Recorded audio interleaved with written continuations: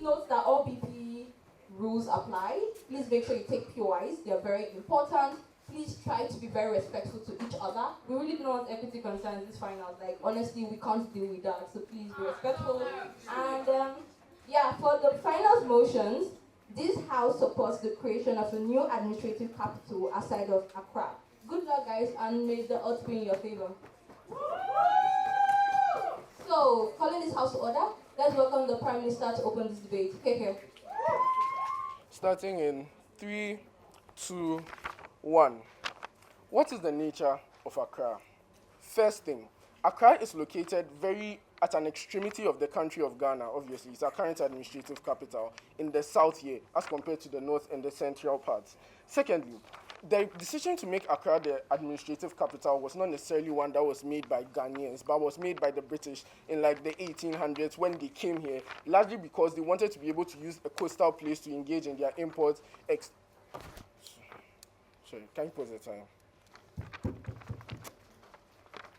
So, I'm ready to continue. Largely because they wanted to be able to engage in things with their trade, like imports, exports, etc.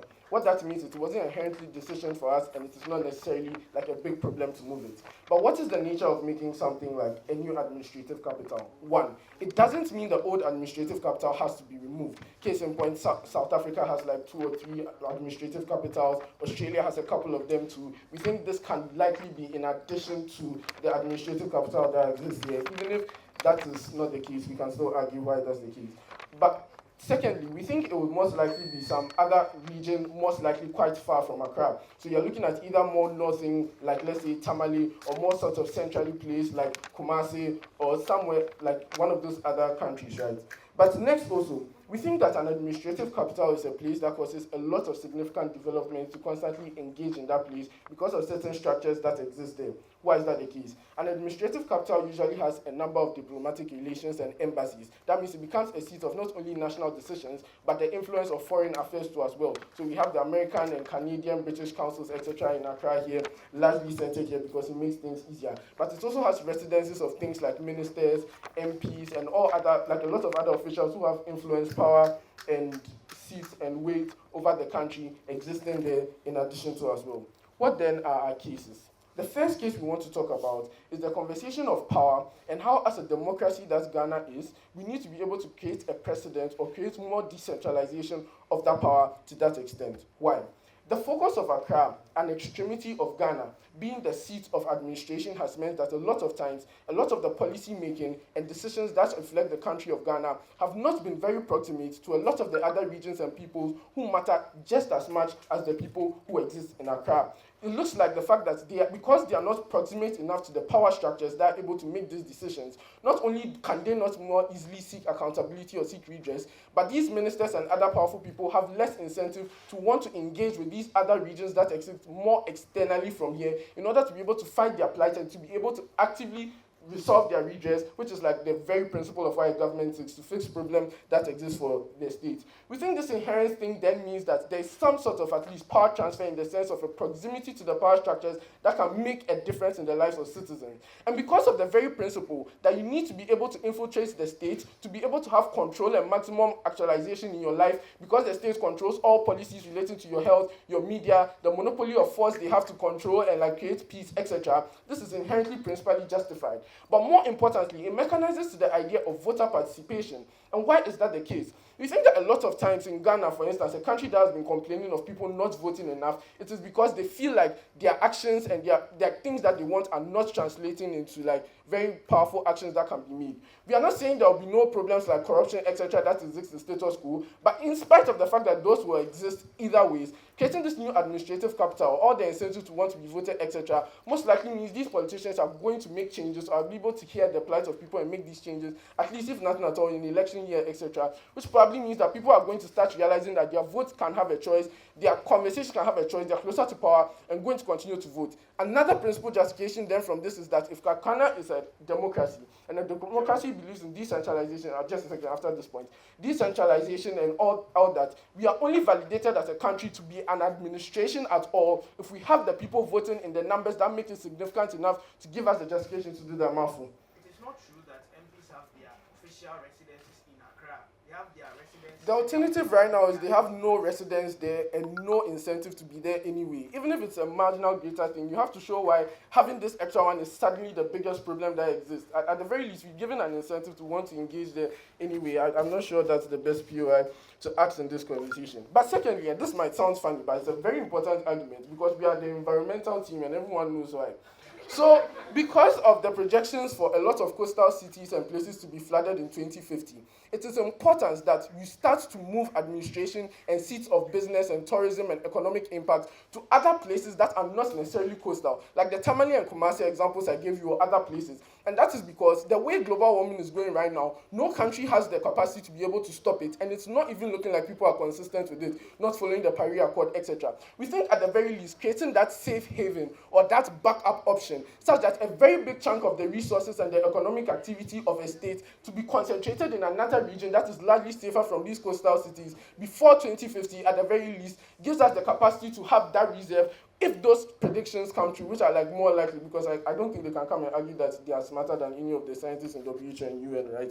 But also, again, we think in principle, it is very justified that as a moving nation, we be able to choose a new seat of administration, since administration is the pinnacle of creation, that reflects our new ideologies, new beliefs, and new decisions as compared to the 1800s, especially when that decision was forced for us and not made by us. An example of how Ghana is doing this is, for instance, change in our fiscal policies that are trying to reflect a bit more internal or slightly communist-centric things. But secondly, and very importantly, the decision to divide the region. So for those of us who don't know, Ghana had 10 regions initially and has been divided into 16 regions later on to create more decentralization and make it easier to handle. The very idea that we are trying to move towards a point of more decentralization, and the very fact that if we are going to choose a new capital, we are the ones as people going to assess where we want to put our seat of administration independent of external influences. Maybe if we want to place it at somewhere with more economic priority, if we want to place it at a place with more like peaceful places or something, etc. The very fact that we take the decision into our hands to make our own administrative decisions independent of those external forces implies that we are more autonomic and we are also more powerful, because at the very worst, we just share this decision inherently. But also to the conversations of economic inequality, because a lot of regions other than the Greater Accra region, where Accra is, are not as well developed as, for instance, other regions. Moving the seat of power to another seat, let's say Kumasi, Tamale, whichever, means that inherently not just that city, but the entire region starts to see also more economic development. The state has a duty to provide economic development that is more equal across all the states or across all like the subdivisions within it. That's what makes it different, for instance, from private corporations that want just profit. And so principally, it is more justified to create this incentive, not just for the government to improve the economy, but for external actors and investors who will come there to try and engage them to improve those economies as well. Wow, I didn't run everything. Proud to win from Oji. So the first problem with saying that when you move the seat of government from Accra to Ashanti region or any other particular region in Ghana, all of a sudden decentralization happens is false for 4 important reasons. Number one, decentralization means that you are taking away certain powers from the seat of government and handing it over to specific counties or districts. So for example, you say we want to make sure district chief executives are probably going to be the ones awarding government contracts solely, and they may not have to need the approval of the president. At a point where they fail to prove the link between moving the seat of government to a different region in Ghana shows that all of a sudden citizens have decentralization of power is problematic. They must prove how their award diminishes the power of the seat of government in a very, very massive manner to be able to get all of the single impact that they want on participation in democracy. And I think they'll feel like that for 3 or 4 important reasons. Number one, because Ghanaian politicians historically and even in status quo do not have an incentive to delinquish or diminish the amount of power they have, because they want to make sure that the promises that they give, they are able to move at a very expedient manner so they can approve all of the contracts and pursue every specific amount of manifesto or promises they have made so they can fulfill them. At a point where they don't have that incentive, we don't think they're able to get that. But secondly, they need to prove beyond reasonable doubt that the current Ghanaian government or subsequent future Ghanaian governments will be willing to do that. Secondly, the argument about possible emergence of possible flooding. Yes, let the seat of government be in Accra, because if the whole Ghana knows that the president and his entire ministers are at threat, and when the seas come, they may flood them, we think there's a high, massive amount of incentive or need for the government to pay attention to things like paying experts or scientists to be able to research more and make sure they provide specific ways that the country can get precautions in order to protect them. As far as they are a part of the casualties, if they are part of the collateral damage, we think they are highly incentivized to do so. These guys offer a moral hazard where they can escape the problems of the country and leave people of Accra to suffer. But thirdly and lastly, they say, well, they need the seat of government to be close to government. Why? They sit here. Those Ghanaians who are here, are they foreigners? Are they not Ghanaians? They're the same Ghanaians who were able to stand up against the parliament and say, drop that chamber. They still got that accountability. They're the same Ghanaians that said, hey, members of parliament, we are going against your ally that says you should be able to speak beyond any limit, and by law, you can't be given a limit. They dropped that particular bill. So Ghanaians are still able to hold government accountable. It is the same Ghanaians who sued government through every single particular court to the Supreme Court to get the government to force them to now pass a law to say you can have a right to information. And now every journalist in Ghana can apply to an institution to get those proper information. They don't show how absolutely all you need is to change the seat of government to get accountability and hold them to account. We think as far as they don't show that absolutely in terms of metrics, they fail. But lastly, wealth inequality. We don't think they solve wealth inequality. I don't know. If you move the seat of government from Accra to Sunyani, it doesn't mean that the government is willing to redistribute wealth. They need to really explain that. How do they solve wealth inequality in that particular regard? We think they'll fail in 3 ways. Number one, all they do is going to promote gentrification. So the most wealthy people are able to go there and out-bargain locals and buy out the lands and let them lose all their lands and start building really expensive real estate and accommodations where they can't be able to also rent, and also increase the amount of inflation that occurs there. Because if the wealthy move from Accra to Sunyani or any other region that has a lesser amount of wealth than Accra, it simply means those who are the wealthiest are the ones who become the people who get access to things like land. They're the ones who get access to things like being able to build better houses. They're the ones who get access to things like getting better and potable water. If I bring seat of government to Chiriponi, it doesn't mean a poor man in Chiriponi can access better accommodation or get to access better housing. That is problematic. You can achieve all of these things without changing the seat of government. Government can still implement special economic zones policies. They can still go to those particular areas and build affordable houses. In the absence of the seat of government, it simply means 4 things. One, you don't have international corporations and wealthy people having interest over there because they think they can be able to lobby the seat of government to pursue whatever acts they have. That particular absence of them in that particular equation means that you lessen the kind of struggle that those people actually really go through. That's why they are out. So 3 important reasons. They fail on decentralization. They fail on fulfilling their burden on proving how wealth inequality can be solved. They also fail on showing how it's only this policy that is the means by which Ghanaians can access accountability and hold government to account. They are out. Now, what is the case of OO? And I'm going to really show you something. We think the economics here is way more important than anything that opening government or closing government will tell you. I'm going to explain the current state of Ghana's economy in 2 folds. Number 1, the external state of Ghana's economy, and number 2, the internal state of Ghana's economy. I think we need to write this. Now, the external state. Since 2022, Ghana has been locked out of the foreign international market. What does that mean? 3 folds. It means, number 1, all foreign international investors who were always willing to buy Ghanaian government bonds on the international market have all withdrawn. But number 2, it means all foreign accrediting agencies have downgraded Ghana and said, if you're an investor, your investment is at a high possibility of not yielding any particular thing for you, and so don't invest in Ghana. But thirdly, Ghanaian foreign reserves have now dwindled and they are unable to access international loans. This has 3 important impacts. It has an impact on the ability of the government to balance out its budget deficit. But secondly, it has an impact on how much capital flow the government can get. Within the external space, that has diminished woefully to probably 1% or something as much as negligible to have a massive impact on the economy. Internally, the government has undertaken projects like domestic debt exchange. Due to the lockout from external market, they have now heavily relied on the local economy. And that's why they have forced a lot of Ghanaians who had bought previous bonds of government to devalue their bonds to value they don't want because they wanted to stabilize the economy. But secondly, the government continuously is unable to pay pension funds, for example. Thirdly, they fail to pay contractors, and government itself continuously have a ballooning deficit. What does this mean in this debate? It means 3 important things. It means the Ghanaian government and the state most proximate means to survive right now is how it can make sure it takes steps that minimizes a huge amount of economic impact on it.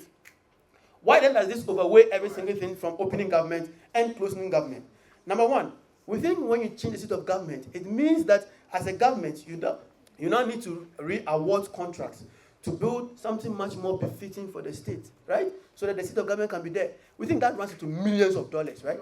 But secondly, beyond that, you still need to take certain infrastructures like, for example, fiber optics and so on and so forth. This can run into millions, and we know how governments can bloat budgets, right?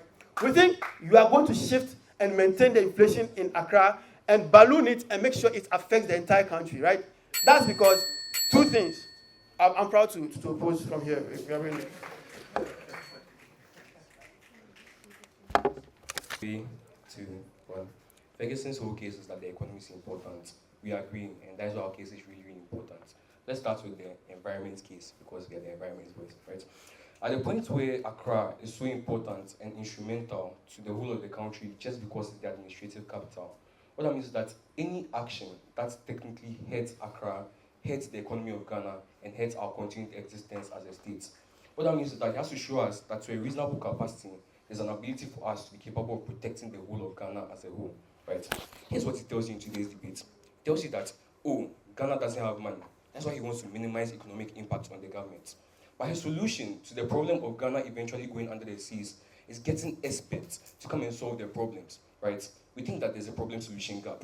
That still takes a significant amount of money, especially when, note, there are 3 reasons why this isn't capable for Ghana. Number 1, even if Ghana tries to mitigate, global warming is likely to get worse because it takes the whole world to do this. Number 2, at any point in time, there are still things which are likely to not be within our control. Ghana cutting down emissions isn't going to stop the sea from rising, the sea's rising levels, right? But third and most importantly in today's debate, the end game is at any point in time, any solution we take into this debate to eventually mitigate the problems or like eventually help Ghana's economy with the least amount of impact is still significantly better. And why is our case still really relevant in today's debate? It tells you that, oh, in today's debate, what our case does is that, well, is the government going to be willing to do it? We think that is a question of affairs. We think that doesn't exist in today's debate, right? Second thing, we think that their claim on people being more willing to solve climate change is incapable for the Ghanaian government for the number of reasons we stated in today's debate. Their conversation of wealth inequality is something which is genuinely disingenuous, because here's how it's most likely to work. At the point where diplomats are more likely to switch their positions, let's say to Kumasi, that means that there's a vast influx of individuals who have greater amount of resources, greater amount of power, and greater purchasing power.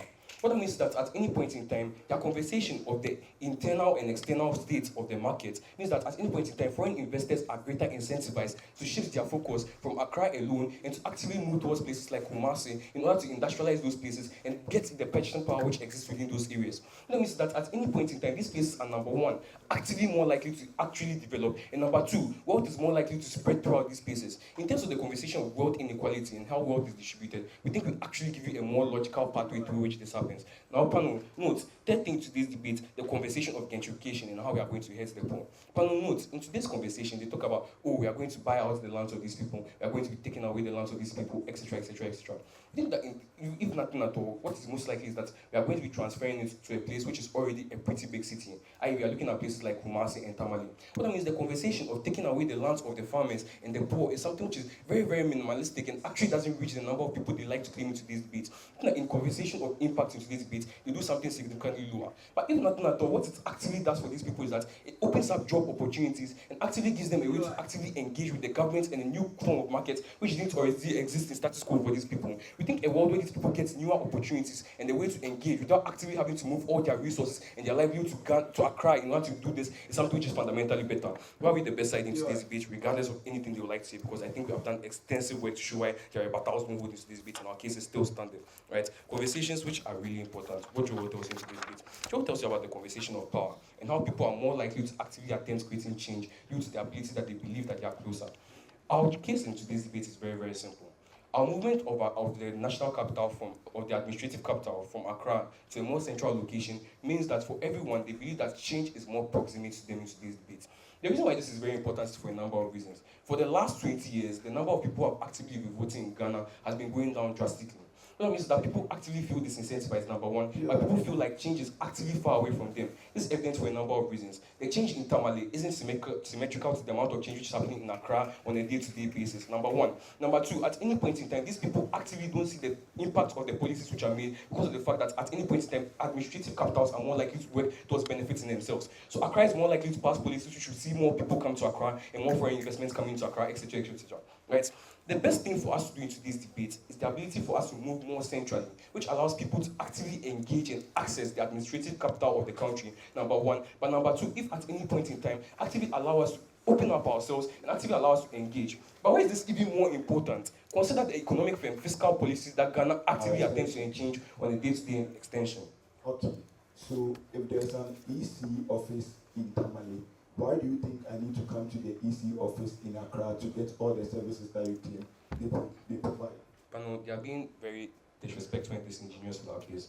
Our point is basically that when people don't actively see change, people are less likely to attempt to get change. It's not about the fact that people can vote, it's about the fact that people don't want to vote because people think that no matter what their vote does, they're not capable of creating a reasonable amount of change. Right? Panel, back to what I was saying, which was really important. The conversation of policy and how our policy interacts with it. As we claim into this debate, international markets are locking Ghana out because Ghana is in debt, etc.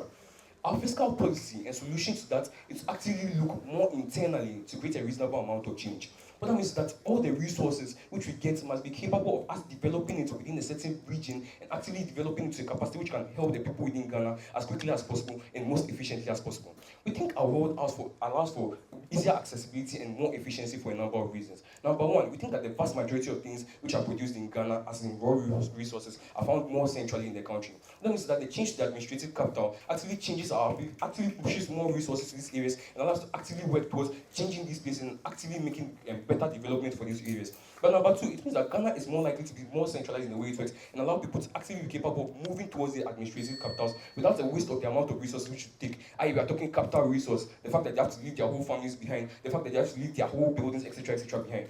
We think this is really important for a number of reasons. It allows Ghana to actively remove the burden which exists on the structures which exist in status quo. Because note, the vast majority of the structures which exist for the Ghanaian country exist within Accra and the suburbs. What we do into this debate is that we actually spread out the resources and actively allow us to get more factories which are really essential. We're actively allowing ourselves to actively engage with people who are further away, the minorities they care about who might be disenfranchised into this debate. Panel, before I go on, there is no way they can be bringing like something extremely novel because there's no way opening governments can engage with it just here, right?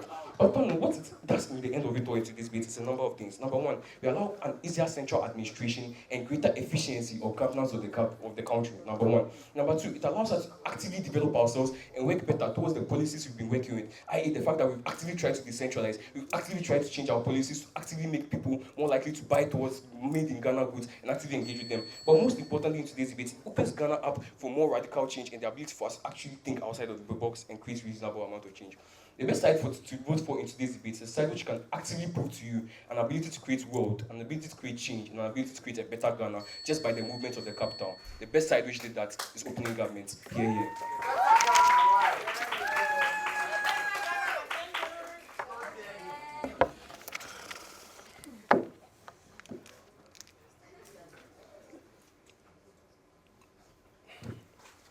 Opening opposition does not think that there's no possible marginal benefits of changing this capital. What this speech will prove to you is that even with this marginal benefit, considering the context and the current realities of Ghana, that this is a very stupid thing to do. But before that, let's talk about opening government. They tell you about three things. They tell you about how there needs to be some sort of universality of policy decisions, that they should not be centralized in Accra. The very funny thing about this is that even if it were true, all they are saying is that we should move the capital to a new place where all government policies are now going to be proximate to that new location. But the second reason is that it's even not true, because the nature of Accra as a democracy means that most government decisions are come about as a result of votes from members of parliament who are all representatives of all different regions and who have a responsibility to care for the people within their constituencies. It means that if policies are always leaning towards a particular part of the country, the solution cannot be say let's make that unequal. The next thing they talk about is that there needs to be more development in other regions within the country. Two reasons why this is problematic. The first is that they do not show you how development within regions should come only when a new capital is there. They do not explain to you why government cannot actively attempt to invest in other new regions, try to take more industries to those kinds of places without actually having a particular new capital. But secondly, I'm going to prove to you why that development is not even going to occur as they say. The third thing they tell you is a lot of economics that I'm going to strenuously respond to. What do I give you from Deputy Leader of Opposition? First, is you need to understand the context of the realities of Ghana today. We're facing unprecedented levels of inflation, unemployment, businesses are folding everywhere, right? But more importantly, we're in an election year. It means that there's some sort of tension, like regional politics and those kinds of things, that makes the entire politics slightly tensed. What they want to do, right, especially because they do not even say, they say it could be Tamale, it could be Kumasi, right? The problem that we think that occurs when you attempt to do this right now is that it exacerbates already existing tension, because every region wants to be the next capital. It means that you further drive the entire political system and all the ethnic tensions that already exist over the edge, which we think that is inherently going to be bad for Ghana right now. But the next thing they have to justify is that given the current economic realities of Ghana and what it takes to move to a new capital, right? Because there's an inherent intrinsic cost here. It means that you have to invest a lot, like Furgurson tells you, in a new government house, possibly even a new airport and those kinds of things. They have to justify why at this point in time, where every critical infrastructure that holds Ghana together is crumbling, that this money is not more valuable, investing into the economy or into education or into trying to create more jobs and all those kinds of things, yeah? But the next thing is I'm going to explain to you why first this hurts Accra, why this hurts the new place they are going to go, and but then let me just respond to the environment thing very quickly because I forgot, right? They are very interested in their analysis on how the environment is going to suffer, yeah? So what they say is, in 50 years, Accra is going to be flooded. So as the government, let us move. What happens to the people of Accra? How do they feel? In fact, we think that if we're talking about economics, in our world, we inspire a lot more confidence where the government shows some sort of commitment to staying here, and by staying here, they say that, we're interested in making this work, we're interested in investing in factors that help us prevent or possibly mitigate the impact of all of these kinds of things that they see is going to occur in their world, right? In the other world, they basically say, fuck Accra, we are going to abandon the people of Accra, and they're really going to fuck them in a lot more ways that I'll show you, right? Let's explain what Accra looks like currently. Accra is one of the most expensive cities in the continent, yeah? And one of the major reasons, if you try to rent a house here, you basically have to donate your kidney, right? And it's going to get worse as things go. The reason why is primarily majorly because of the capital and how this is sort of the center. What happens when you move? We think that it is unlikely that this high cost of living within Accra is going to reduce for a couple of reasons, because people and investors have already pumped in 9-figure valuations over over several years, and they're going to try to be recovering that investment. It means that what happened is that significant development is going to move from Accra in terms of all of the lands places where the government are tenants, like embassies, all those places are going to move to a new capital, but these people are now going to hold very valuable but pretty useless investments that are never going to come to fruition.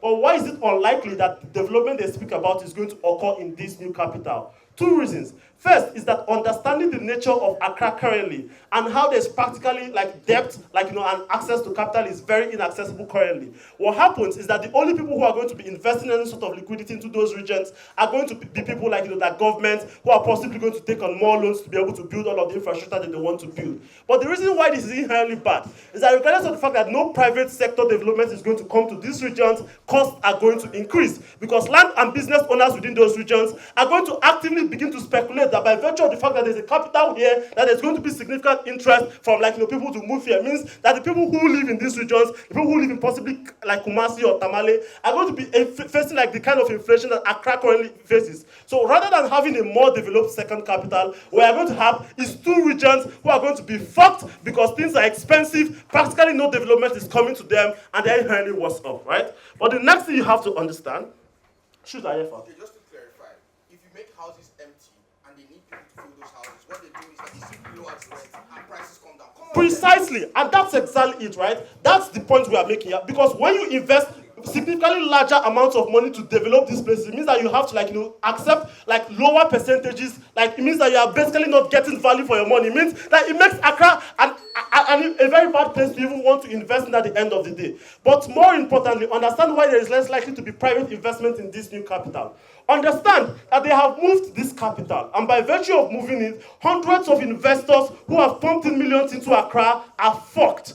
In their world, these people are never going to be willing to invest in a new location because they do not have any sort of guarantee that they're going to get value for their money in this new location. Who knows, maybe next time when we have some developments in Accra, maybe in Kumasi, want to take it to Tamale, right? Because you guys just want to shuffle it like that, yeah? At the end of the day, what they have to prove, very importantly, is that the intrinsic political harms that they bring through tension, that the economic fuckery that they bring to not just Accra, but also to wherever this new region is, and particularly the fact that they are unable to solve any of the fundamental issues in administration where they say, oh, government is going to they always make center-leading decisions, right? When we go to Kumasi, we'll make decisions that lean towards Kumasi. When we go to Tamale, we're going to do all those other kinds of things. You have to vote for opening government because you are the only contextual team in this debate. We show you what is happening in Ghana today and why it is a very suicidal mission that is going to tip the country that is already bleeding over the edge. Vote opening opposition. Okay, so in very Nigerian fashion, the team in CG is going to save Ghana from itself. So let's move. Now, just to set up a bunch of things in responses to opening opposition. Guys, the problem in Accra is not investment, it's price gouging. The people that own shit in Accra are malicious, wicked crooks. Because why is it that some random shithole hotel is charging you $150 per night? A price that cannot even be charged in countries that actually print the dollar. It's so unrealistic. The prices aren't that large. They bought this land from the guard chief that's owned it for millions of years. He probably just handed it to them because they were nice to him and gave him some gifts years ago during colonialism. Or more realistically, even bought it during this current economy and then sold it to him for fairly decent amount of cedis. They pay their employees in cedis. They pay their drivers in cedis. They pay everyone that works for them in cedis. But they somehow think it's okay to charge people in dollars and price gouge and cripple an economy. If we think they get fucked over in today's debate, we think it's poetic justice. We're very happy to screw them over. That's fine. But the next thing about investors is simple, right? Is that we think that at the point in time where the kind of investors are coming to a country are the kind that expect to do obscene price gouging. Those are the kind of investors we don't want to attract. I think this is very obvious logic. Because those are the kind of investors that cripple systems and do things like pay bribes to politicians so they can get away with doing crazy things like Galamsey. So if we kick those kind of people out, we think we also win. Now, but the thing is this, we're going to do two things. Save Ghana's economy, save Ghana's democracy. First off, on saving Ghana's economy. What is Ghana's economic problems, right? They exist on two levels, yeah? The first level on which they exist is that there is a very massive amount of inflation, obscene levels, right? So within a year, the price of almost everything in Ghana has doubled quite realistically. But the second thing that needs to be noted in Ghana that does become a problem is that there is a scarcity on dollar in contrast to the demand that exists for that dollar, which in turn aids that inflation. So it's this weird vicious cycle where because people are afraid of the inflation, they charge in dollar, and then because they charge in dollar then becomes more scarce, and then the price of commodities then go up. There needs to be a breakdown in this vicious cycle. How does this solve this problem? How does this solve this problem? The most obvious way it solves the problem is simple. Is that if you remove, based off OO's mechanism, I co-opt it. If you remove a lot of people, a lot of these businesses, and you take them to Tamale or Kumasi, and you tell them you're going to have to stay there, and then those places become empty, you have to lower prices to reasonable standards because you're now charging for the average middle class, working class man that these things were initially designed for. The outcome of this process is that you can't ask them to pay dollars because they're not going to get dollars from anywhere.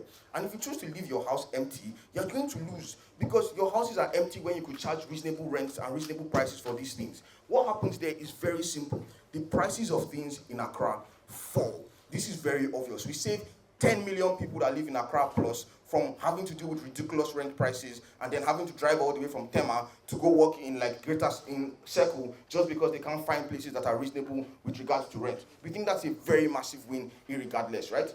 But the more important thing that we do, and this is where the nuancing then comes in, is the benefits that happen when you move to these particular areas. Panel, everybody that bought land when Abuja was announced as the capital, the new administrative capital of Nigeria in the 1980s became a billionaire. Because it's very simple. When you move an administrative center, these are the kind of people that move. Organizations move. So, for example, you now have a major location, either for the parliament, for regulatory bodies and all of that. Every business that is associated with a regulatory body that moves, that's associated with an association that moves, has to go and open an office there because they need to liaise with that regulatory body. They need to be able to lobby that regulatory body, lobby that parliament. What happens there is that you move and there's a massive demand for land and construction in those places. The very obvious logical outcome of this process is that land there becomes more valuable. People that anticipate that land going up in price just simply buy the land and do development. Get kind of people that go there and rush towards development. It's oftentimes foreign parties, foreign investors, because they know, because first and foremost, there are people with the kind of money that can do that at that kind of scale, but more importantly, they know the value of that. But the difference is the kind of investment they do is uniquely good, right? Because what they do is construction. The very nature of construction is such that no matter how you want to do construction, you must employ a large amount of locals. You cannot import like bricklayers from America to come and lift your bricks and do all of those things. It makes no sense. It's not financially logical. What you do is you pump in a massive amount of jobs. You create housing and you bring in tons of dollars into these economies that inevitably further resolves the dollar shortage. You reduce demand for the dollar in Accra. You bring in dollar because people want to invest in Tamale and build those things in those places. Yeah. When Nigeria moved from Lagos to Abuja, the dollar and the naira were trading 1-to-1. You have to engage the coin focus within the economy and how all these things you talk about are feasible. I just did that in like my opening 2 minutes. Sit down. So we move. Yeah. The next thing that needs to be resolved past that is the idea of creating new jobs. We've shown new jobs, we've pulled in investment, and we've balanced our trade. Now we're going to solve democracy. Panel, notice this, right? This is probably the most crucial year for democracy in the world globally, for a bunch of reasons. One, there's just an obscene amount of elections that's more than that's ever happened in the world before. But more importantly, right, a lot of those elections didn't go as planned. Nobody planned on France winning, the France far left winning the election. Nobody planned on Donald Trump getting shot in the air and almost killed. Nobody planned on Bangladesh going to shit because people decided to protest a simple policy on how jobs were allocated. All of these things were uncertain unlikelihoods that happened. But what made all of these things happen were structural insecurities that laid laden within these systems that did not get engaged. Notice how Ghana already has current status quo problems. Like, for example, the fact that both their candidates are shit. We have Mahama, that is someone that was literally kicked out of power because he was a horrible president. And then you have Bawumia, which is a vice president of the current terrible government. Nobody is happy with either one of these candidates. People are disenchanted with this system. And guess what? You then have a capital that is right at the corner of the sea when foreign invaders can just simply show up and say, hey, what's up? But the more pernicious thing is this, right? It's not the danger of foreign invaders. It's the danger that internal factors and internal structure controllers that want to cause chaos can get foreign backing very easily. If I know that if I ask my ally to get military support to engage me and allow me to create or empower a dictatorship, I can get it within 5 hours because they just have to bank at like the Accra port, and all of a sudden their military soldiers can literally get to like the presidential palace within like 30 minutes. Then it's probably a very strong incentive for me to cause chaos without getting held accountable. If the city center was in Tamale or in Kumasi, it's a lot more difficult to do things like that. You have to move through tons of regions, most of which will obstruct you and hold you more accountable. At the point in time where those structural significances exist, those structural obstructions exist, and we still create economic impact, we think we are very proud to save Ghana. Thank you, Nigeria. You guys are welcome.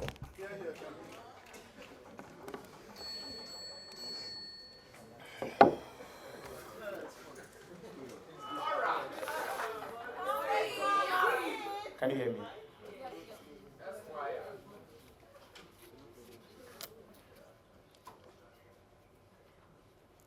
I'm going to answer 2 basic questions. First of all, what does this policy mean for Accra and Ghana as a whole? And why is the current structure, unique structure of Accra in Ghana, a reason not to do this? Introduction. Accra has been the administrative capital for Ghana for over 60 years. It is not true that the British did it. Kwame Nkrumah moved it from Osu Castle to Accra when he became president. For the lifespan of those 60 years, we have created critical social, political, and economic policies around the fact that Accra is the administrative capital, such that our development as a state is uniquely tied to that idea that any attempt to remove Accra or create a new administrative capital spells doom in a manner that I will explain to you. When I explain to that extent, there is no reasonable justification to support the policy to create a new regional capital or administrative capital, whether we are creating a new one or moving the one we have to another one. Why is this the case? What is the nature of Accra as an administrative capital, and what is the impact that it has on these debates? Number one, Accra as the administrative capital means that the seats and head offices of various organs of government operate from Accra. That means that you have the parliament here, you have the head judiciary, the Supreme Court here, you have a Jubilee House here. What it means to create new ones is to create another Jubilee House in Kumasi or wherever you are taking it to, another parliament there, another Supreme Court there. Secondly, what does it mean? It means that the heads of the various statutory bodies that regulate agencies also are here. That means that if a company wants to do things like file their tax reforms, there's one GRA head office that they like to relate with, so it's here. Secondly, things like policies that makes it easier for organizations to run, like registering your license and all those kinds of things, are at the head office, so it makes it easier for employers and companies to identify. What then does it mean? That even though these statutory bodies have branches all over Ghana, these companies, and because their head offices are here and it's easy to relate with them, Accra is the preferable place to be. What then does this mean secondly? It means that the HQs or head offices of various companies and corporate entities operate from Accra. That means like service enterprises like banks who have their headquarters spread across that street in Accra, and HQs of even production companies who have their factories in the hinterlands, even in Accra. What then does that mean, and what is the impact of this analysis? It is several. The first is this, that Accra is a big hotspot for business in Ghana. That means that a lot of commercial activities take place here. This translates into a number of facts, and pay attention here. It means that Accra is more urban than the rest of Ghana, even Kumasi and Tamale, or second D. It means that more likely than not, the people in Accra are more literate and are more exposed to a lot of things that happen. But thirdly, Accra is a little bit overcrowded because of the population. What does this fact influence? That's the second impact. That means that there is and there has been a lot of pressure on government to develop other regions because of the concentration of ideas, concentration of companies in Ghana. Why is this true? This is true for a lot of reasons. Politically, you always hear as campaign promises, oh, we will develop Kumasi, we will develop Sunyani, because the people there are demanding the amount of development they are seeing in Accra before they vote. And it is not true that Ghanaians don't vote. Ghanaians vote a lot. That is why you can't buy that framing from Joel. Because of that political pressure, there's a lot of pressure on government to develop other regions. Incentive to develop even if the capital is in Ghana. But then secondly, socially, because of things like overcrowding, government actively makes it possible or makes it a lot more easier for companies to establish other branches and other factories in regions outside of Accra. That means a lot of things. It means that because overcrowding makes it hard for businesses to operate smoothly in Ghana, the pressure on government is increased to increase opportunities in outside. This proves to you that government has incentive to improve other regions, unlike what they tell you. Even the death of an MP is incentive for them to improve Kumewu and develop their roads. The fact that their analysis is very false. But then thirdly, and the impact. That is why a lot of resources, because of all this analysis, a lot of resources and measures have been put in place and reinforced over these 60 years to make sure that other regions get as much development. What then does this mean? Government does this through a lot of ways. The first is things like tax-free zones for production companies. So if you establish a company or a production factory in the hinterlands, the government creates a policy where for the first 10, 20 years of your production, you are tax-free because it is an incentive for you to produce there. Companies like this, so they do it.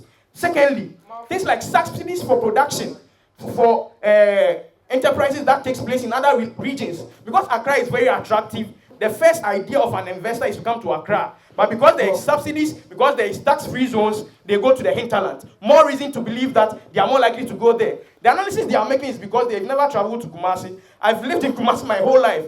They don't even believe Kumasi has KFC. That's the kind of ignorance that they are arguing from. It's not as less developed and rural as they want you to think. It's a lie. Travel there and see. But then tell you, these things make it legitimate cause to maintain and reap the revenue that government seeks to get from these things. The impact is therefore is this. Because government has put in a lot of resources, time and effort to make it cheaper and easier for investment and development in these other regions, because of the tax reforms and all the things that I've told you about, it will be very suicidal for the same government to reverse the primary policy that makes it possible for these companies to thrive there. Why is it something that's true and that's something that's a big problem? That is because the companies are there, people have jobs, they have a certain standard of living. The comparative where you turn that upside down is that you render all the efforts you've put in place over 60 years as a waste. Thirdly, the tax reforms that you put in place with the aim of recouping benefits is wasted and deemed futile. But then Thirdly, you invalidate all the concessions that these investors made and you as the government made. The aim of giving tax subsidies is to get those returns. To the extent that we've not gotten them yet, it is futile to, it is very counterproductive to take this action. A lot of our problem in this country is that we are not consistent with policies, and it's true. But this is one of the few instances where we put in place a policy centered around an idea that seems to be working. To the extent that this policy cuts and truncates that policy, we think it's a bad idea for government to do and not something that to buy into. The comparative on the award is that they destabilize rapidly the social life there, the economic life there that they've built over time. Something that doesn't work well for Ghana. It is detrimental to our country socially, politically, and economically. Proud to win from CU.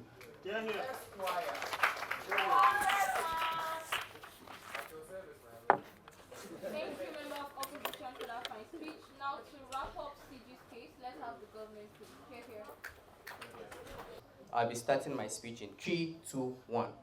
There's a clear reason why we're winning this debate, and I really want to hold your hand so that when you go to deliberations, it's quite clear why we win.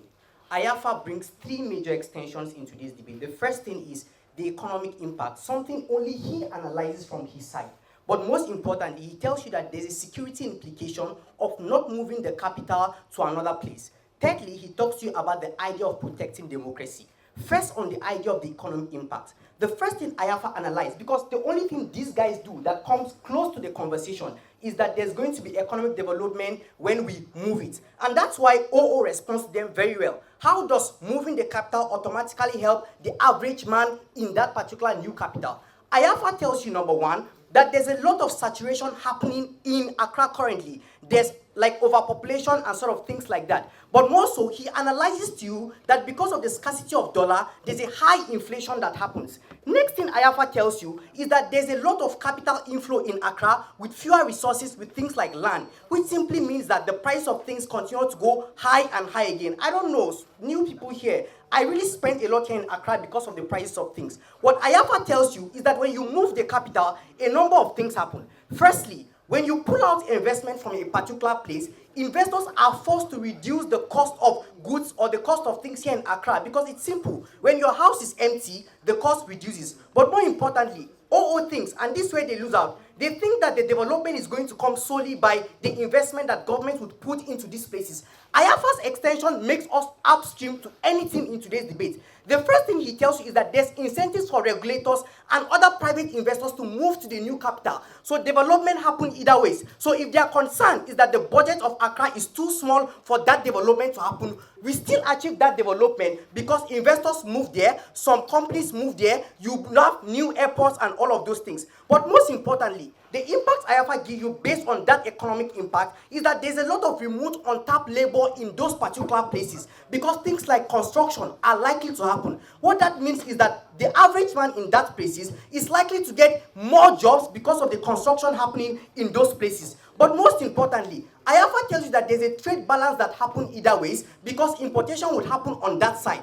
And I think it's very silly when these guys try to say, when you move the capital to another place, all investors pull out. Like, guys, we are not foolish. We know what happens when you move investment or capital to another place. Like, people don't just move the entirety of their investment. If people don't have incentive to move to the new capital, like access to raw materials or resources, they still wouldn't move to those places. So there's a trade balance that exists on both sides. That is why when the capital of Nigeria was moved from Lagos to Abuja, not everybody or not all investment moved at the end of the day. There was a balance of trade. And that's why there's a balance between economic activities happening currently in Lagos and also in Abuja. But more importantly, there's something Ayafa tells you that goes unresponded, which is actually a unique impact we get on our side.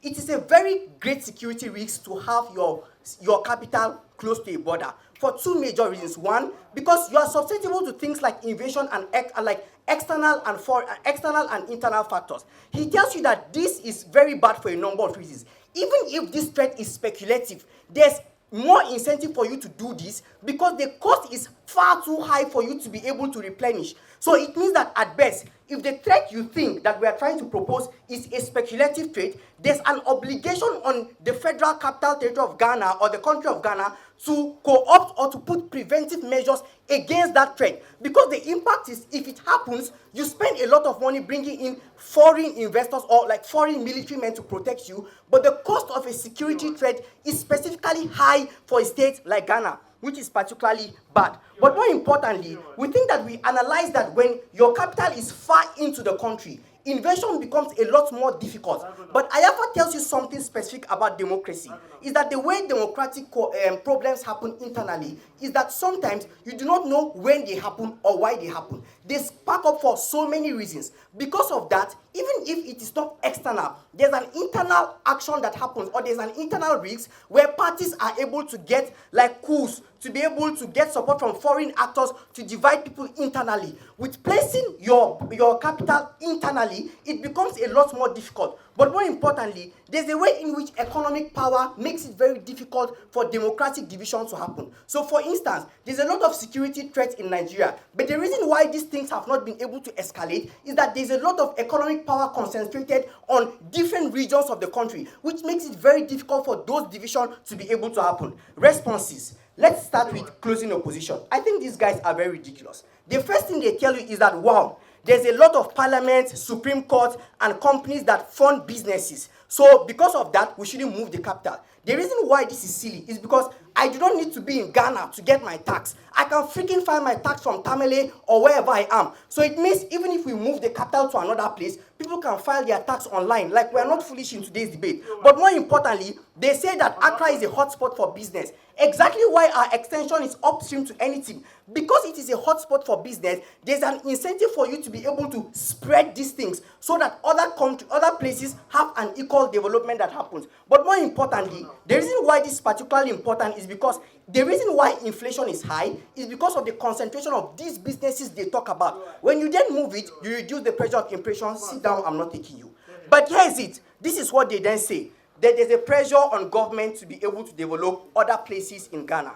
This is why CO is ridiculous. We think that the nature of how campaigns happen is that government would promise things either ways. If those promises are true, why is there realistically no development in other places in Ghana? So the fact that there's pressure because governments are promising to develop other places cannot win the debate, because realistically, that is not what is happening on ground. I do not think they have an extension. But more importantly, they say you are going to move to Interland because there are low prices or like discounts in Interland. The reason why people move to other places for trade is the incentive for benefit, or is the incentive of business potential within that particular place. As long as no team shows that incentive, they are out.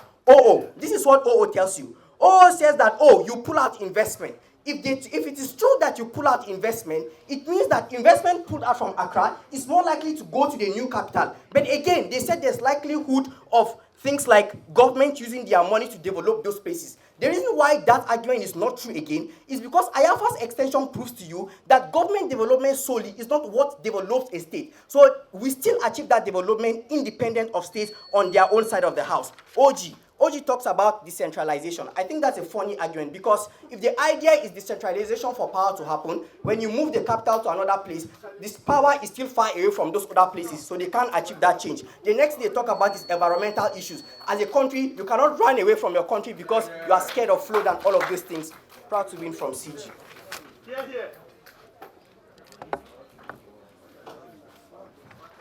Why is our extension strategically winning this debate? Two things we push to you. The very first thing is that Marfo proves an overarching necessity to keep Accra as the administrative capital of Accra. What does this look like? It proves to you how a lot of strategic policies and a lot of strategic positioning and developmental frameworks have been created all over Ghana with the idea that over the 60 years post-independence, the administrative capital of Ghana has been in Accra, and therefore, in order to make sure that the carbon footprint and the very concentration that will overwhelm Accra doesn't become a tipping point, we need to ensure that we keep most of these places within most of these people within those places to curb things like rural-urban migration. And that's why you have most of these development actively being decentralized and creating systems to ensure that you have funding to these places.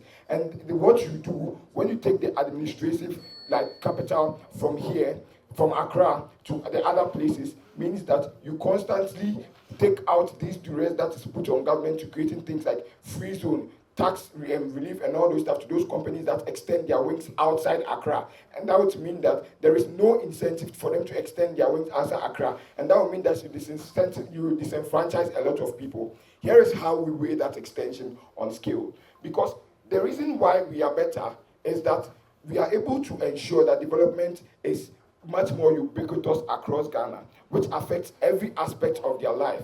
It means that insofar as we are able to benefit a lot of people and prevent the decapitation of Accra in such a way that it creates a tipping point to destabilize Accra and Ghana, we win on scale.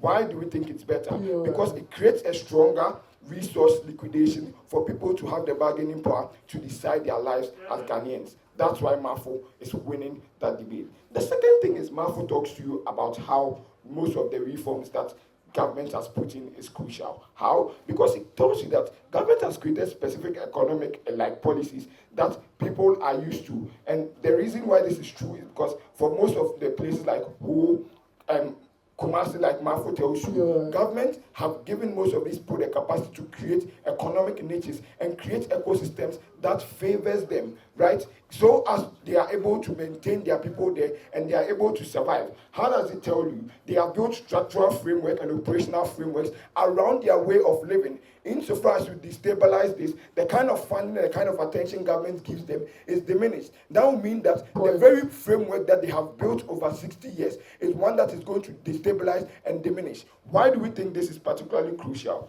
It means that for the vast majority of instances, the ecosystem which they have been socialized to, and the perceptual framework that they have built around the time to sustain them destabilizes. Why is this particularly terrible? One, it violates the bargain that currently exists within most of these corporations and governments, and that would mean that they will probably be disincentivized and move out from most of these countries. Like you have most of these companies like Glovo and all those stuff moving just because the operational systems and the framework that the reason why they came to Ghana was that there were systems that were favoring them, and insofar as the system shifted, they left. These are the glaring harms that you create when most of these instances change and the framework and the ecosystem is destabilized. Marfo shows you why there is a tipping point to keep Accra at that point, to constantly keep these ecosystems all across Ghana to ensure they survive. We are already winning on why there is a necessity, because these guys never proved to you why there's a necessity to keep Accra that way. Closing government and why they are fought. I'm going to largely deconstruct them. Listen to this carefully. They said the problem is price hacking and scarcity in dollar. 3 responses. 1, that is not exclusive to Accra, because there's a global scarcity of dollar everywhere. Secondly, notice that the dollar is scarce in Ghana as like almost everywhere as well. Just the next city, Tema. Things are far more expensive than Accra. So the problem with Accra is not because things are expensive and you don't have dollar to buy things. It solely doesn't make sense on that front. But lastly, this is not a tipping point to say you are moving administrative whatever from Accra. The reason is that if the problem is you don't have dollar, I think there are structural policy and financial reforms to ensure that the dollar is liquidated for people to have dollar to be able to survive in Accra. We don't think your case is to say, well, move from Accra and miraculously people will be getting dollar in Accra. It really doesn't make sense. Then they say the newer places will be better in terms of prices. Listen, this is where it becomes crucial and we win the debate. 2 structural responses. This is false because when there is a newer administrative capital, people will start trooping in. Why? Because Ghanaians have novelty bias. So when we see newer things, we want to go there. Secondly, these places also become hot cakes that people would want to move there, to go there and go and milk. Why? Because there are newer opportunities. I also want to get access to the national cake, all those rhetorics. So they will move there and increase the population of that place. This means that the population of the newer administrative city also increases, and the scarcity of dollar, all those bullshit Ayafa tells you, happens in their counterfactual or whatever thing that they are claiming to prove. It means that on their side, there is no delta on whatever they want to prove on their side. That's why they are losing as well. Let me take you. The environment case means that in 20 years, all of these... Joel, I'll engage that. All of them. So closing government says there are benefits that organizations will move there and the organizations will lobby. Here is why it's bad. Because when they are lobbying, it becomes competition. Judges, listen to this. I want you to write this.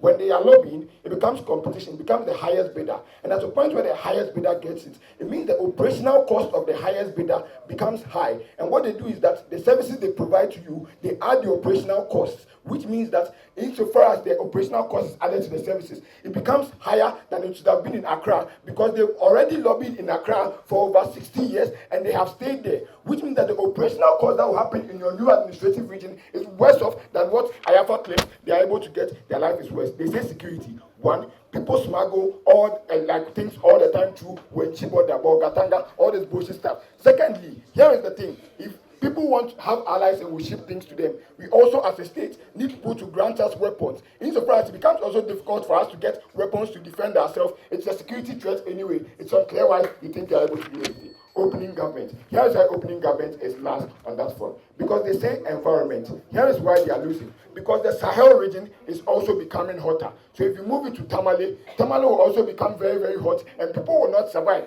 All those things do not make sense at any point in time. But then lastly, why we win the debate is that we are able to prove to you that there is an agency and we are the team that solves that agency.